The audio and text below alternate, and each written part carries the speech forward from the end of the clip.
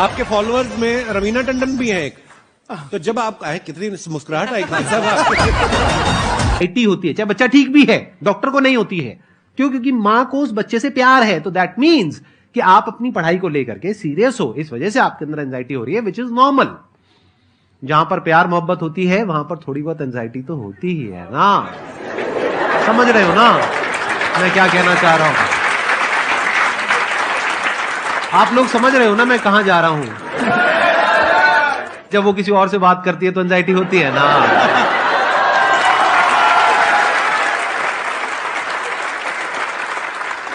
Sir, आपकी story हमने सुनी थी, तो एक टाइम आया था जब आप गंगा किनारे जाके बैठ गए थे। उस समय आपको कुछ समझ नहीं आ रहा था, तो उस समय मतलब आपने ये डिसीजन कैसे लिया कि अब आगे नहीं, यहां से वापस जाना है? रास्ता ही नहीं था। घर जाने के लिए एटलीस्ट 90 रुपए चाहिए थे, जेब में 40 रुपए थे। कैसे घर जाते हैं? और हम गंगा के किनारे चुपचाप बैठे बैठे हम कहें कि अब बहुत टेंशन हो गया, अब घर जाना चाहिए। रूम पे, तो किराए के रूम पे ही आदमी सारे लोग रहते। गए वहां पे तो रूम लॉक हो गया था। तुम खटखटाए तो ऊपर से गुस्सा से बोले जो ऑनर थे, क्या टाइम हो गया है? तुम कहे 9-10 बज रहा होगा। घड़ी देखिए तो 2 बज रहा था रात का, 2-2:30 बज गया था वहां। टेंशन में आप तो होता है, कई बार ऐसा समय आएगा कि लगेगा जैसे अब कुछ नहीं हो सकता है, तो इससे घबराना नहीं है। कभी कभी गुच्छे की आखिरी चाबी भी ताला खोल देती है। जो बातें आपने बताई कि घर में प्रॉब्लम्स ये तो बहुत लोगों ने फेस करी वहां पर, आप अकेले नहीं है, बहुत लोगों ने ये प्रॉब्लम्स फेस करी, बहुत तरह की प्रॉब्लम्स देखी, बहुत तरह की स्ट्रगल्स देखी, लेकिन वो सब इतने कामयाब नहीं हो पाए जितने कि आप हुए। तो आपके अंदर ऐसा कुछ ना कुछ है जो औरों के अंदर नहीं है, तो वो मैं जानना चाह रहा हूं कि वो ऐसा क्या था जहां से कि आपका दिमाग यहां तक सोच पा रहा है कि मैं पूरे इंडिया में इतने बड़े लेवल का चेंज लेकर के आ सकता हूं, एजुकेशन फील्ड में रेवोल्यूशन लेकर के आ सकता हूं। ये सोचना ही बहुत लोगों के बस का नहीं है। मेरी एक खुद की थिंकिंग, अगर हमको कोई 100 रुपए किसी काम के लिए दिया, हम सबसे यही कहते हैं, तो हम कोशिश करते हैं उसे 200 का रिटर्न दे।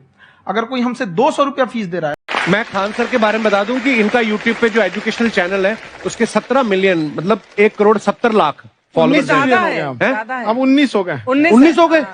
बाप रे, क्या बात है, वाह। तो लॉकडाउन से पहले सर 30,000 थे। हाँ। एकदम लॉकडाउन के बाद जितनी आपकी सब्सक्रिप्शन बढ़ी है उतनी तो ओटीटी प्लेटफॉर्म्स की नहीं बढ़ी जितनी आपकी बढ़ गई।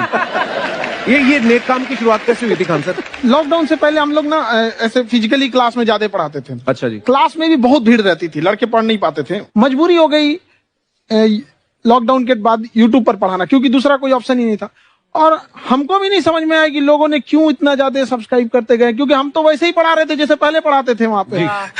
तो बस ये रहता है कि लड़कों को पढ़ाई से रिलेटेड उसको डाउट ना रह जाए कोई भी, क्योंकि जब हम लोग पढ़ते थे ना तो सबसे पीछे आते थे, हम लोग क्लास के पीछे बैठते थे। हम लोग मान लिए थे कि ये लोग बहुत अच्छे पढ़ने में, हम लोग का तो कुछ नहीं हो सकता है यहाँ पे। और घर वालों को भी लगता था तो जीव ले रहा, कैसे भी काम चल जाएगा। बाद में हम लोग को पता चला ना कि टीचर की गड़बड़ी थी, हमारे ऊपर ब्लेम लगा दिया।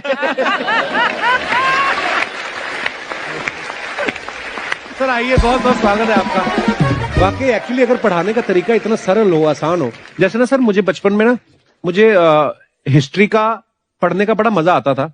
बड़ा होके पता चला कि मेरा हिस्ट्री में तो था इंटरेस्ट, पर मुझे कहानियां पढ़ना अच्छा लगता था जी। आज मुझे थोड़ा लिखने का भी शौक है, एक आध कुछ शायद फ्यूचर में चल के आप वो भी कुछ ऐसा देखें, तो मतलब मुझे शौक है लिखने का। अब जाके समझ में आया कि वो क्यों अच्छा लगता था, उसमें कहानी होती थी। तो ये नहीं हमें पढ़ाया, हमें रट्टा मरवाते थे। तो ये जो आपका ये जो तरीका है ये बहुत ही बढ़िया है। काश हमारे समय में भी ऐसा होता, यूट्यूब पे अच्छे अच्छे शिक्षक होते।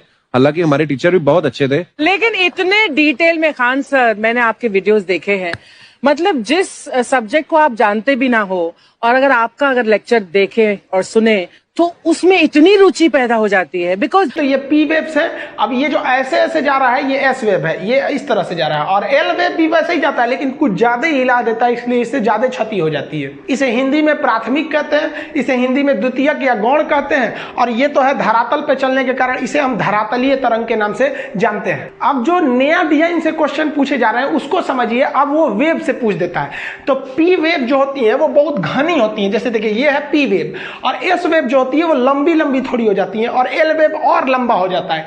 इस हिसाब से आपसे 3 क्वेश्चन पूछता है कि आवृत्ति, तरंगदैर्घ्य और आयाम बताइए तीनों का।